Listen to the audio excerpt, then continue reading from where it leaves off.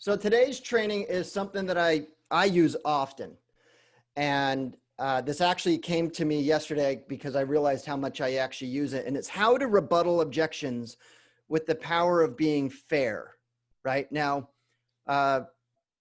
if you guys really kind of think about the power of being fair, it's ingrained with us since we were children. And I have a 4-year-old and I have an 8-year-old, and I promise you that anytime something happens, it's always like, that's not fair, right? That's not fine. My son's name's Jacob, my daughter's name Ayla. And so one of the two is either saying that it's not fair that so-and-so gets to do this or vice versa. But I really want you guys to think about that, because if I come to you and I say to you, and we're talking about doing something or trying to put together a deal or we're trying to negotiate terms, regardless of what it's about, it could be real estate, it could be going to dinner, it could be a variety of different things. But if I say to you, that's not fair, I want you guys to really think about how that affects you on the inside, right? So here's the thing. Nobody wants to treat somebody unfairly, and nobody wants to be treated unfairly. Now, however, there's always exception. The second point here, I say it takes a special kind of someone who goes into a situation wanting and making sure that the other party feels that they're being taken advantage of, to let the other party feel that they're not being treated fairly.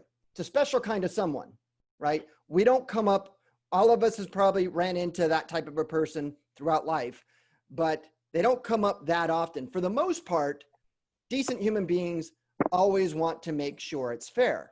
Now, that's not always the case, because with your negotiating, your job is to get the best terms for you and who you represent, and vice versa. But it doesn't mean that you don't need to understand the power of being fair and how you could perhaps use it to your advantage, right? So I came up with a bunch of different scenarios. Number one, Wasantha, I'm going to put you on the spot here. Yes, so sir. I want you to give me the objection that we want you to reduce your commission. Brad, we like your presentation, but we want to reduce your commission because other agents are doing less than 6% commission. Okay. So Wasantha, I totally understand that you want to net the most money from the sale of your home, right? Yes, of course. Okay, so guys, I'm going to pause right there. What I did right there is what's called a level shift. Wasantha, his subject was talking about reducing my commission. And what I did is I shifted it from that to him wanting to net the most money for his home, right? Not the same objection. I don't want to deal with the money objection. I don't want to deal with other people reducing their costs. I'm not Walmart, right? If people want to, in the lack of value, people will always lower their price, right? Because that's the only way you can raise value, is either increasing the things that you get for what you pay or decreasing the cost for the things that you get, right? So I want to switch that. I want to do a level shift, and I want to bring it into, you want to net the most money from your home, right? Because here's the thing, guys. It's not the commission. It's the money that they're putting in the pocket that matters. That's what matters. So look, Wasantha, so I'm going to start back up. So Wasantha, I totally understand that you want to net the most money for your house, right? Yes. Okay, yes. Terrific. So look, Wasantha, I want to be fair. Now look, when I say I want to be fair, subconsciously, the other person on the other side, they're wondering if what they said is being fair, or are they being unfair, right? They're going to start having that turmoil. So Wasantha, I want to make sure that you feel that the fee that I charge for my services is fair for the services that I provide. And I want to make sure that things are fair for me as well, right? Notice how I'm throwing in, I want to be fair, I want to be fair, I want to be fair. Now I'm going to throw it back onto you, Wasantha, and I'm going to say, so Wasantha, do you feel that I'm qualified and I have the experience to get your home sold? Do you feel that I can do that for you? Yes, I see that your record and also the listing package, that information package you send it to. So I feel like I feel you can sell the home, but this is a big house, right? You know, we want Sure. to save some money on the commission. Sure, sure. You want to save some money. I totally get it. So let me ask you this. Based on my, 23 years in the business and based on the fact that I've sold 1,000 homes, over 1,000 homes across 26 states in the United States, what is it that you feel would be fair for someone like me selling a home like yours? What do you think would be fair? Not what other people are charging, but based on the fact that I'm, pretty good at what I do, what do you feel would be fair? Oh, I think that because that a lot of agents out there, right, you know, charging 5%, right, you know, I think the 5% is good, right? Sure. Sure. I think it's okay for someone who maybe has less experience than I do, someone who, might not have the 1,000+ transactions closed. Have you ever hired an attorney in your life, Vasantha? Oh, well, attorneys are very expensive. It's very expensive, right? So look, hiring me is like hiring an attorney. Now, if you were facing some serious legal troubles, are you going to go and just hire the cheapest attorney who just got their bar license, or are you going to start really evaluating the merits of the professional that you're hiring? Of course, cost is always an issue, but are you going to want to hire the right person for the right job with the right experience that's most likely going to generate the outcome that you want? Which one would you want? The cheapest or the most experienced? Oh, I will definitely go with the most experienced. I don't want to go to jail, right? I don't want you to go to jail. So look, again, I'm not interested in doing a deal unless we do something's fair for you, of course, but also fair for me, right? Do you want to do a fair deal, or do you want to, get the cheapest agent that you can? Because I can give you some references. No, we want to have a fair deal. Okay. All right. So I'm going to stop right there because now we're going a little bit deeper. I did a lot of different techniques in there, guys. I did the level shift. I went into the power of being fair.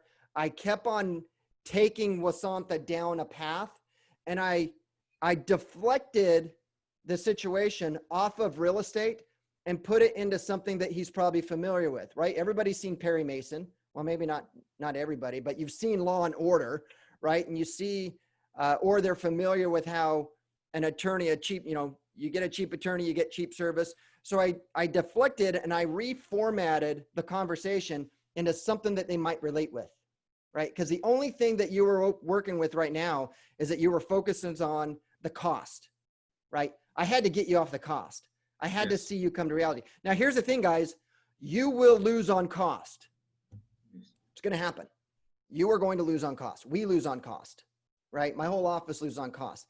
The average commission rate in the United States is 5%, 2.5 on both sides, right? So you're going to lose. You are going to lose out on the 1% listers.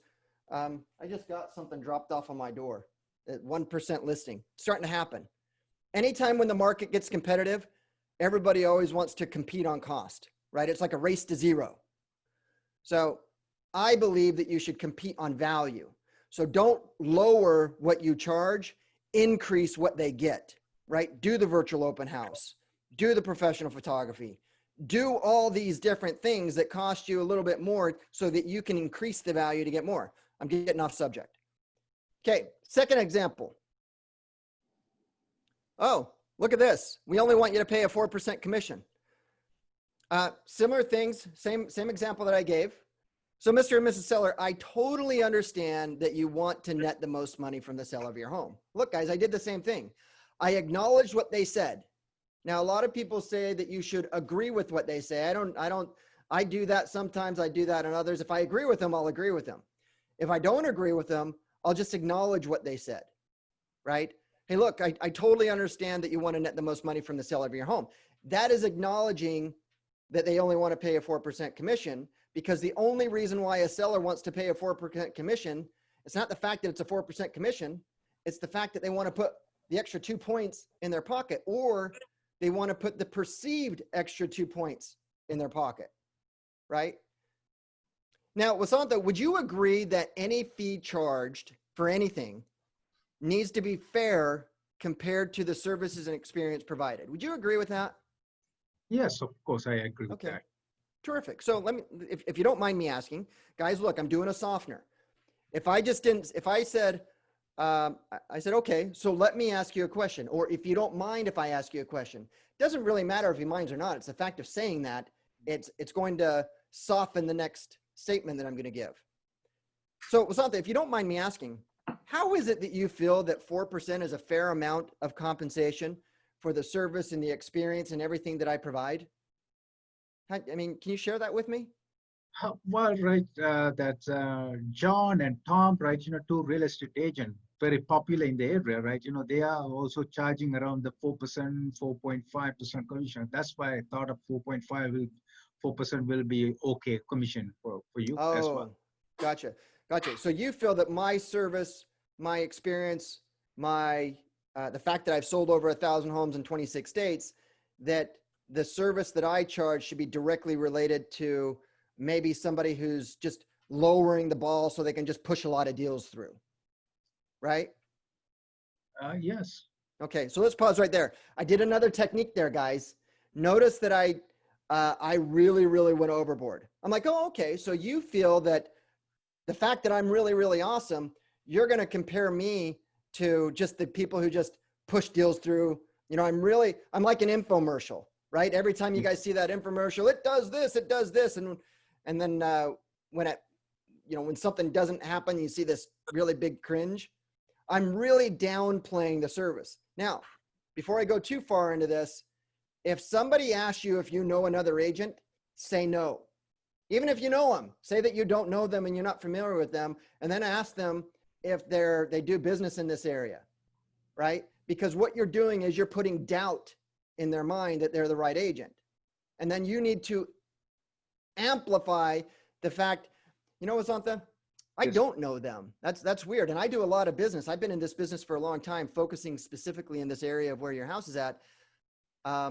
It's odd that I've never come across them. Weird. And then just move on, right? Yes. You just planted a seed of doubt and you move on. It's like a hit and run. Okay, so we're going to move on to that one. So the next example I came up with. We only want to give you a 30-day listing.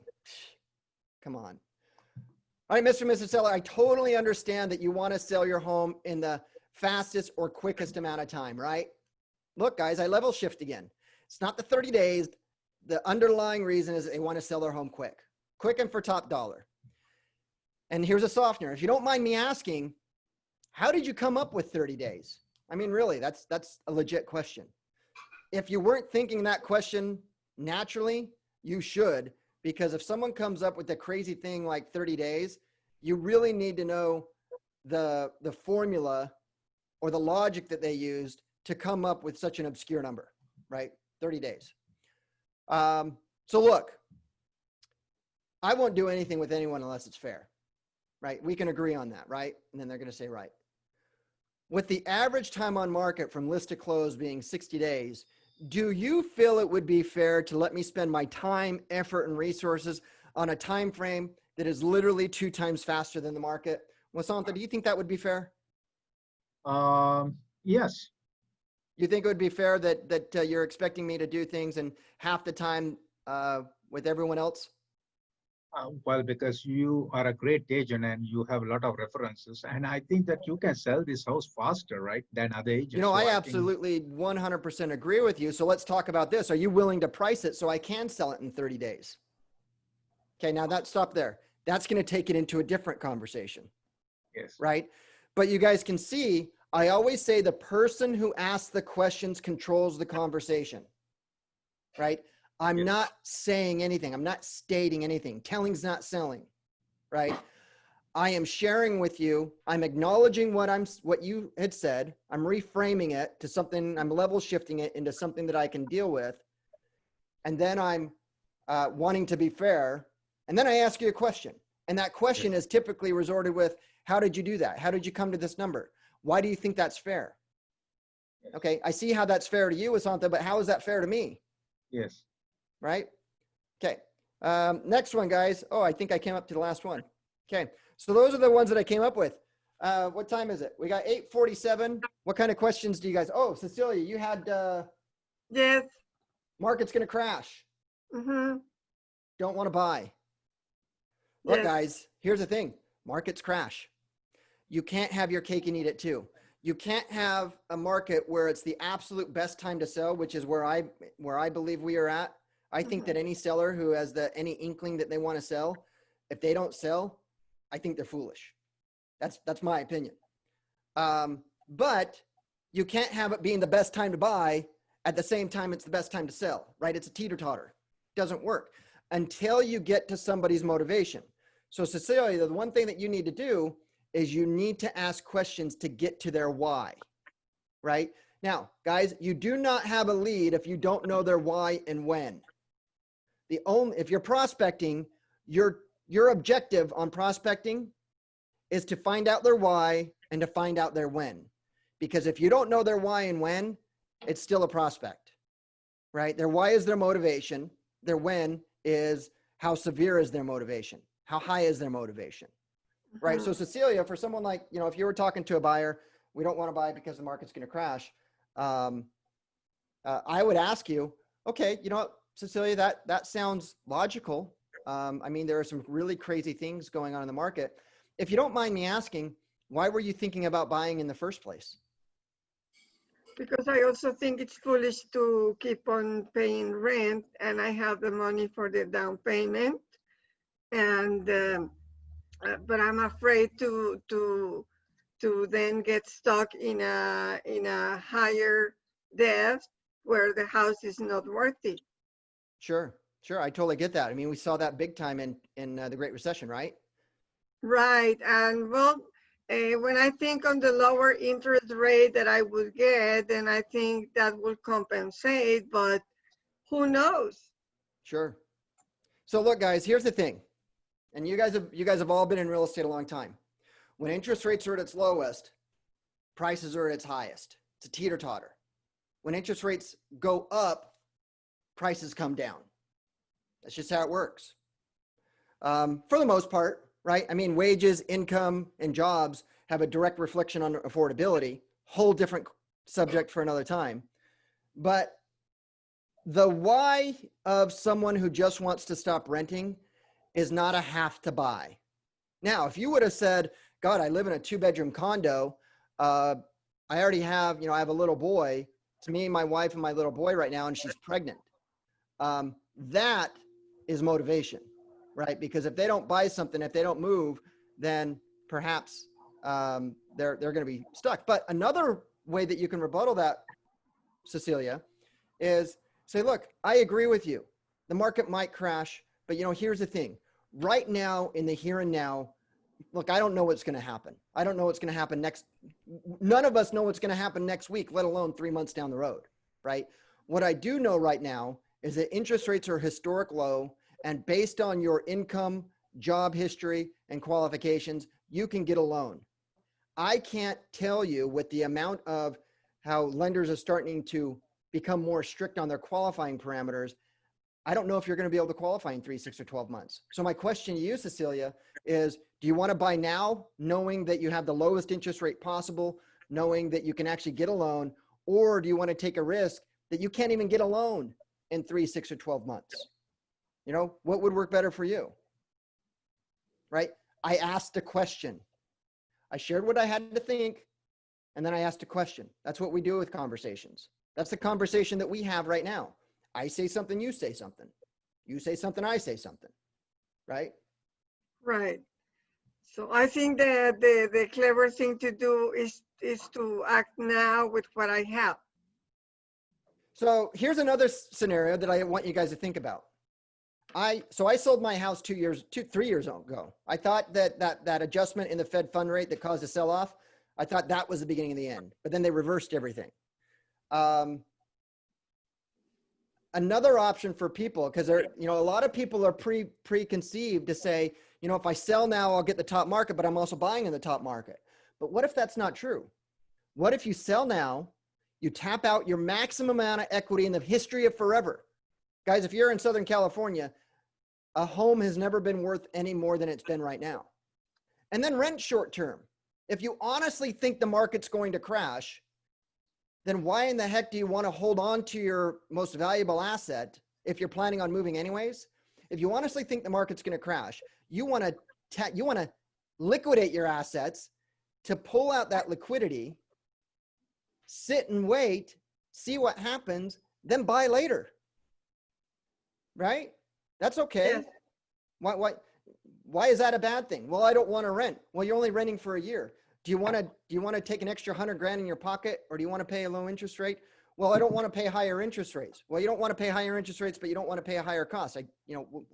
Which is it? Right? Now, here's the thing. If an area, the average payment is, say, $3,000. I mean, that's, you get an okay home for $3,000 in Southern California.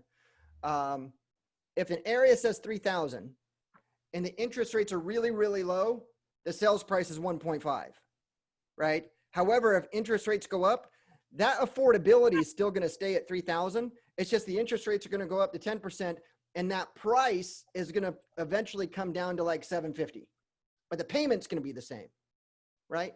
So that's what we're talking about. Homeowners don't buy or sell a home, or people don't buy or sell a home, but once every 14, 15, 16 years, sometimes more, right? They don't understand these. It's our job to take the information and to distribute to them in a logical, digestible manner, right? Does that help you, Cecilia? Yes. Yes, All right, guys, thank you very much. I got 8:55. I want you guys Okay. not to be late for role play. I hope this was valuable for you guys. If you guys have any questions, please reach out to me. I have to get ready for an appointment at 9 o'clock. So, Okay, Okay. thank you very much. Thank you, All right, Brad. guys. Thank you. You're welcome, Thank Wasanda. Thank you very everybody. much, Brad. Bye. Thank you. Yeah, Bye. take care, guys. Bye.